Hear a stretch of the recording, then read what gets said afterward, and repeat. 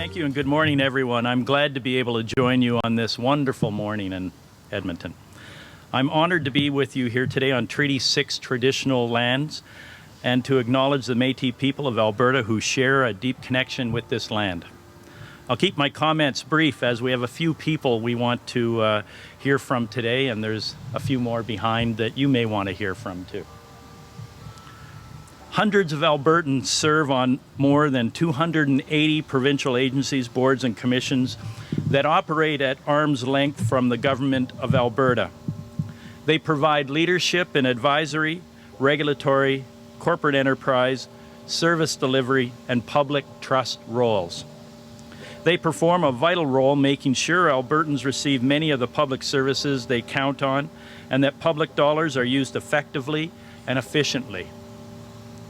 From health to education to public safety to culture to agriculture to sport and everything in between, our public agencies, boards, and commissions operate in an incredibly varied range of areas serving Albertans. But there were problems under the previous government. Some of the agencies had unclear governance roles or were long past relevancy. In too many cases, appointments were made based on political connections or with no regard to representing a broad range of viewpoints and backgrounds. In short, Alberta's agencies, boards, and commissions were about who you know rather than what you know. In the worst cases, salaries and perks for top executives had become outsized, well beyond what Albertans considered reasonable. When we were elected, we knew that had to change. That's why we initiated a long overdue review of the hundreds of agencies, boards, and commissions to ensure they followed good governance and that their mandates were still relevant and focused on the public interest. In 2016, we amalgamated or dissolved 26 agencies, saving $33 million. Earlier this year, I introduced a compensation framework to rein in bloated executive salaries and perks like golf memberships. You might also recall that 1 year ago I announced a new website, boards.alberta.ca, to open board opportunities up to all Albertans. We set out to change the face of Alberta's agencies with broader representation from people from all walks of life. We did this for one simple reason. The boardrooms of Alberta should reflect the diversity of our province, and for too long they did not. As Alberta has grown to more than 4 million people, it has become more diverse, and that diversity makes us stronger. When our boards better reflect the people of Alberta, they better reflect the strengths of our province, and we all reap the benefits. And when Albertans step up to serve on the province's agencies, boards, and commissions, our citizens benefit and our communities benefit. Over the last year, Albertans have responded. Today, I'm pleased to update you on the appointments to provincial agencies, boards, and commissions. Since the site launched, more than 5,500 Albertans have registered and applied for board opportunities. In that time, we've filled over 700 positions on provincial agencies, boards, and commissions, some of whom have joined us here today and that you'll meet in a few moments. But first, I'd like to invite my colleague, Stephanie McLean, the Minister of the Status of Women, to share remarks about how our government has worked to improve the diversity of our boards, including great strides in gender balance. Stephanie. Thank you, Minister Ceci. Thank you all for joining us today on traditional Indigenous territory, Treaty 6 land. It is a very exciting day and a lovely fall day here in Edmonton to report on the progress that we've made since you launched this new recruitment process and website last year. In 1 year alone, Alberta's boards and agencies better reflect the rich diversity of this province. That's the kind of change that happens when a diverse group of people make the decisions. It's change that started at the very top, when Premier Rachel Notley appointed the first gender-balanced cabinet in Canada's history. She also created the country's first standalone ministry for the status of women. And That means that we put women at the heart of all of the decisions we make. But that was just the beginning. Minister Cece's open recruitment process has made it easier for more women to put their names forward, to be leaders in our province. Today, I am so pleased to stand with you, Minister, and report that our government has made serious progress for women's equality. In 2015, under the previous government, women held only 32% of seats on Alberta's public boards and agencies. Today, under our NDP government, women hold nearly half those seats. Under the previous government, many appointments went to friends and insiders. Under our NDP government, Alberta's boards, the process is open, and it's open to Alberta's diversity. This is only possible with deliberate action. To open the boardroom doors and actively recruit qualified women to take their rightful seats at the table. We know that diversity of ideas leads to better decisions, better bottom lines, and ultimately better results for the people of Alberta. Today, our boards have women from all walks of life, ethnicities, ages, and abilities who bring their lived experiences to the table. Two of those women are here with us today, and I am so grateful for their service to our province. This doesn't happen by accident. Years of deeply rooted gender bias and social norms have kept qualified women out of their rightful positions, out of leadership positions in this province. It takes thoughtful action to remove those barriers and encourage women to apply. Today's update is part of our government's ongoing work to advance women's equality in Alberta. We asked Alberta's Securities Commission to help increase the number of women in corporate boardrooms and in C-suites. We created a mentorship pilot for Calgary women looking to advance their careers. We launched our Ready for Her campaign last fall to support more women to run for their local office in the municipal elections. And we created nearly 1,300 quality $25 a day childcare spaces. All of this to remove barriers and to support more women into leadership positions. Advancing women's equality is not only fair and just, but it's good for our economy. Advancing gender equality at work could boost Alberta's GDP by 6%. When women succeed, our economy and our province succeeds. This is what happens when leadership values women's equality. We make life better for all Albertans. Thank you very much. Thank you, Minister McLean. I'm really pleased to hear how our agency boardrooms better reflect Alberta today. I'm honored to have with us many Albertans who have stepped up to offer their skills, expertise, and experience to our public agencies, boards, and commissions. And I'm proud that we have a group that reflects all Albertans, even behind me right now. They come from different parts of the province and have a wide range of backgrounds and perspectives, but the common thread is a passion for public service. There are a few familiar faces, but all are having a tremendous impact making sure Albertans receive the public services they count on. Some of these faces are about to become a little more familiar to you and all Albertans if they have been featured in a series of short online video profiles that tell their stories and highlight the skills and expertise they bring to our public agencies. One of our board members, Mallory Obey, is here among the many new members. Mallory is a professional agrologist and agricultural producer homesteading on a mixed farm in the Camrose County. She is lending her years of expertise to the Alberta Agricultural Products Marketing Council, helping to lead a prosperous agricultural industry in this province.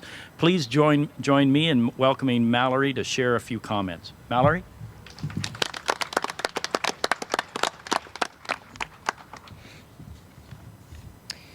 Merci, Minister Cece. C'est un honneur d'être ici aujourd'hui. It's a pleasure to be here today at the legislature as a new member of one of Alberta's public boards. I learned at a very young age the value of social engagement growing up in a small rural community with limited resources and services that was kept alive by the amazing volunteer work of many community members. I've learned to give back and started volunteering myself early any chance I had. I moved permanently to Alberta about 12 years ago, And I didn't think I could really be involved much as I wasn't from here. I didn't speak very good English, and still to this day, I don't exactly know how everything works here.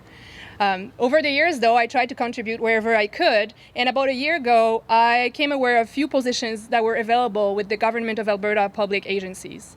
After some research and conversations, discussions, I learned the government was looking to have representations from all regions and walks of life, as according to them, it was necessary to ensure good governance on all boards. So that was something that was really speaking to me. I was really happy to hear that, and I wanted to check it out for myself. So there was, and there still is, a wide variety of agency recruiting right now in different sectors. For me, it was agriculture. Agriculture is my passion. This is the industry that I've been working in for many years. So I decided to apply to become a member of the Alberta Agricultural Products Marketing Council.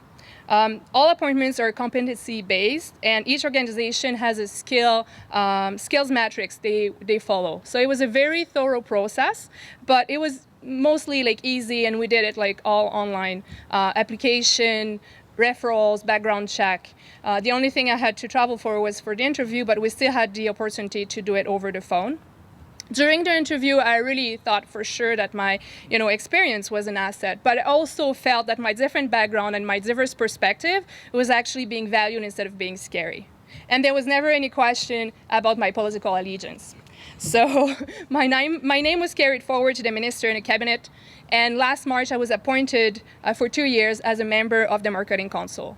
The onboarding process started shortly after. We had board governance training, lots of reading to do, and I started working with a brand new team, 7 other members I had never met that came from different regions, also different backgrounds, different experience. It's been an amazing experience. I think it's a great way to network with other people involved in the industry and also learn more about agriculture and be able to contribute to agriculture in this province. It's also a new role that came with a long and a big learning curve, but with boards and agencies, there's always staff that is there to support you, and they've done a tremendous job doing that so far. L'éducation, la culture et le français sont aussi certaines de mes passions. J'ai donc récemment décidé aussi de poser ma candidature pour être conseillère scolaire au Conseil scolaire Centre-Nord. Comme il n'y a pas eu d'autres candidats ou candidates qui se sont présentés contre moi, j'ai été élue par acclamation. Donc, je vais aussi relever un nouveau défi avec un nouveau conseil très bientôt et servir pour représenter les écoles publiques à l'extérieur d'Edmonton au Conseil scolaire Centre-Nord.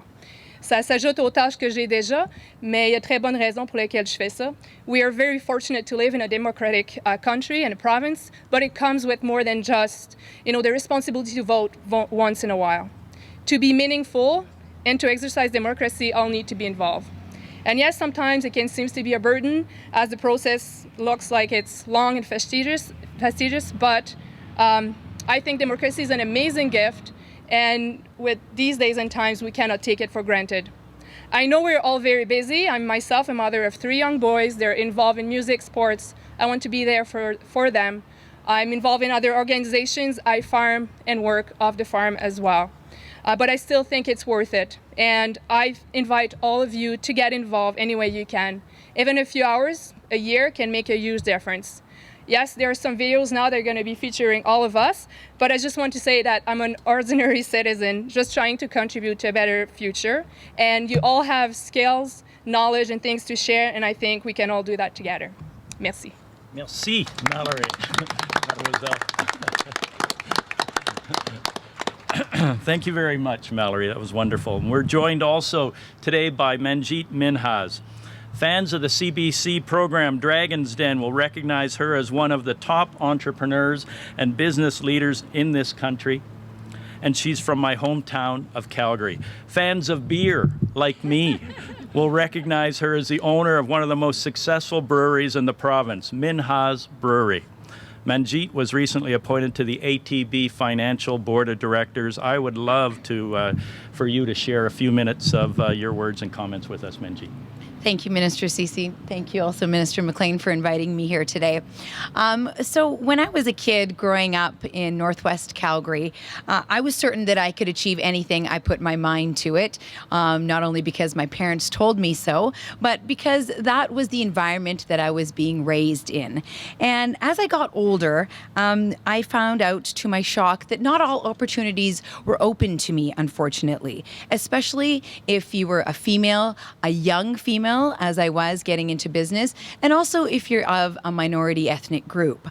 I'm proud to acknowledge and announce today that that has changed, and the environment in this province and in this country has changed, and it is possible to do anything that you put your mind to it. And I really think that I am in living embodiment of that for a variety of reasons. The nomination process is fair, thanks to the NDP government. In the last year and since they've been in power here.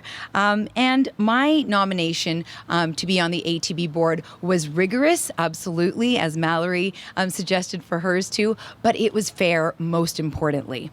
And as a born and raised Albertan, I am honored to serve on the board of ATB Financial and give back to the province that has really helped me be successful in my businesses, not only locally, but worldwide. And I'm really happy and excited to stand with my neighbors and serve with my neighbors for a better future for Albertans now and in the near and far future, for my children and for myself. I have beer and spirits businesses around the world, and I'm really thrilled to bring that worldly knowledge and experience back to my hometown and give that knowledge to businesses to help prosper here in Alberta. Through my work with United Way and many other charities that I donate my time, energy, and money to, I'm privileged to listen to Albertans and hear their needs and listen to what they want for the future of this province, and hopefully implement that too. Board diversity really reflects the real world that we live in. And divergent backgrounds mean tackling these different ideas tackling ideas in different ways. And I really believe that that's what we're doing at ATB. And great ideas come from disruption of the status quo. I'm pleased to mention that the board and the executive team at ATB has been very welcoming in the last 3 months that I have been on the board, and we together are happy to serve Albertans, and I hope to do it for many years to come. Thank you, Manjeet. These are just two of the many inspirational members now serving on our public agencies, boards, and commissions. And as I mentioned before, you can view more video profiles online, as well as get more information on Alberta's boards and current opportunities at the website boards.alberta.ca. I hope these profiles and the many people who have joined us today inspire other Albertans to take up the call and to serve their province. And with that, I'll turn things over to questions for myself and Minister McLean and perhaps Mallory and Manjeet. Yes. If you do have questions, if you don't mind moving to the microphone, that would be great.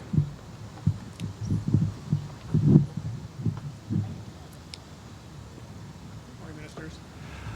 Minister Ceci, can you just update me? We're on the next two phases are ongoing now. Is that right? That's right. You're talking about the phase 1, 2, and 3 of the agencies, boards, and commissions review that we started soon after taking power, and we have concluded. We're concluding phase 1 at this point in time. There were some additional reviews that needed to go on, and I'll be happy to update you shortly on the additional agencies that have been either amalgamated or maintained or will be dissolved.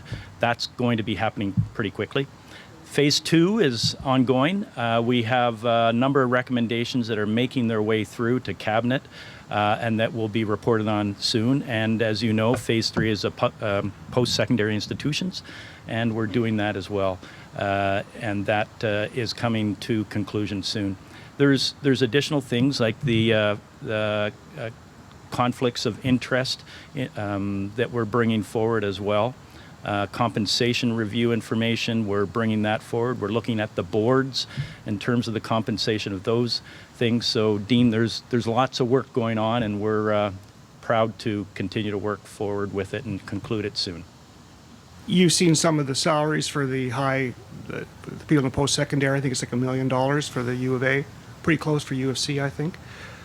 Is that value for money, or would you like to see those salaries reduced?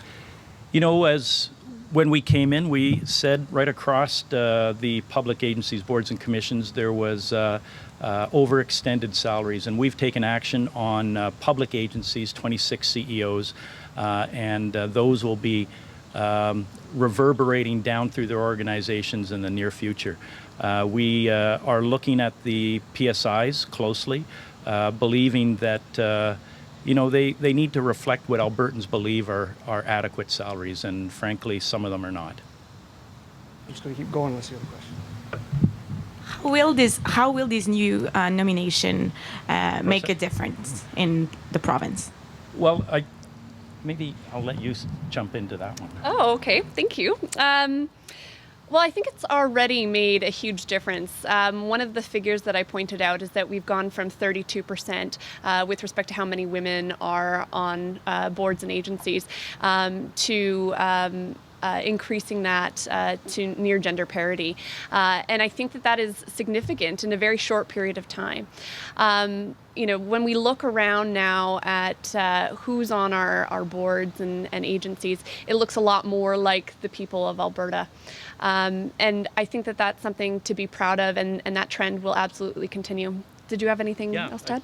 As Mallory said earlier, you know, regular Albertans sometimes were frozen out from agencies, boards, and commissions because it relied on maybe who you knew to get onto boards, and that's not happening anymore. People with qualities and skills are putting their name forward, and they are finding themselves on boards because they're the best. Mr. McLean, October 16th, they all go to the polls. What numbers are you seeing in terms of the number of women running for public office municipally? Well, the most recent number that I was provided was with respect to the Edmonton election, and we've seen a 40% increase of women putting their names on ballots here in the municipal election. I know that there's also been a very significant increase in Calgary. I believe over 20 women have put their names forward in Calgary, which is up from only, I believe it was 8 in the last election. So we've seen a dramatic increase, and I think that part of that is really due to the grassroots initiatives, organizations like Equal Voice, Ask Her. Certainly, I'd like to think that our Ready for Her tour, which gave women the opportunity to ask some questions of women who have been there. Gail McLeod, who's with us here today, joined us on our panel in Calgary, and I think giving that unique insight and opportunity, something you can't research, unfortunately, online, has increased the number of women willing to put their names forward. So I hope and expect to see similar ratios at in the results. We know that when women run, they're just as likely as men to win. Yeah, I've had the experience of being on city councils that were male-dominated, and now I sit around a cabinet table that has got gender parity, or there's more women than men, and there is a difference in the quality of the discussion, the things that happen there, and the focus on the issues. So I think this is the way all government should be, and this government led the way in Canada with gender parity on its cabinet table, and it was soon followed by the federal government cabinet. We'll take one more question, Dean, and then we got to wrap up. Minister CC, sorry if you've been asked this in Calgary already, I missed it, but have you been approached by either party in the Calgary Flames City Hall Arena dispute in terms of getting funding? What is the province's position on funding? Where's Ferrets? This is a hockey question. Not touching that one. Yeah, he's not touching it. No. You know, I think it's a focus of certainly the municipal campaign, the civic election, and it's not one that's made its way to the government of Alberta, and it probably shouldn't, because there's no discerning consensus in Calgary, and they need to probably do that first. That's their business. The arena that they're talking about in Victoria, is it Victoria Park they're talking about the arena? Yeah, is that your riding? No, I'm East Village. I stop at 9th Avenue, and this is just south of 9th Avenue, but it's adjacent. Some concerns about that. I mean, you can see that there's an economic boon to the area, but there's also some some social problems as well that comes with it. Would you have a concern about an arena coming in that area of town? You know, not really. No, not at all. I mean, there's an existing arena there now. They are talking about one of the ideas is to demolish the Saddle Dome and to put the new Saddle Dome just north of the existing Saddle Dome, so it really doesn't change anything. That's one of the ideas. And the other idea is another place in town. So no, I'm kind of I'm a Flames fan. Is that okay to say, Cam? It's okay with I'm a Flames fan, and the Flames are an integral part of our community, and they're going to be there for the long term. We'll sort it out, I'm sure, as things go forward. The Flames bringing it up, though, right just like weeks before a civic election. Are they playing politics here? Everything's politics, isn't it? I've been in this politics for about 20 years, and so, yeah, everything I see through that lens at times. And but it's going to get sorted. I'm not too concerned one way or another. I think Calgarians will figure it out, and they'll continue to support their teams, whether it's Flames, the Stampeders, the Hitmen. I think that's about all the professional teams we have. Yeah, we'll leave it there. We're not Thank you going to very support much. the Oilers, that's for sure. But you were both. I covered my bases. Thank you very much, everybody.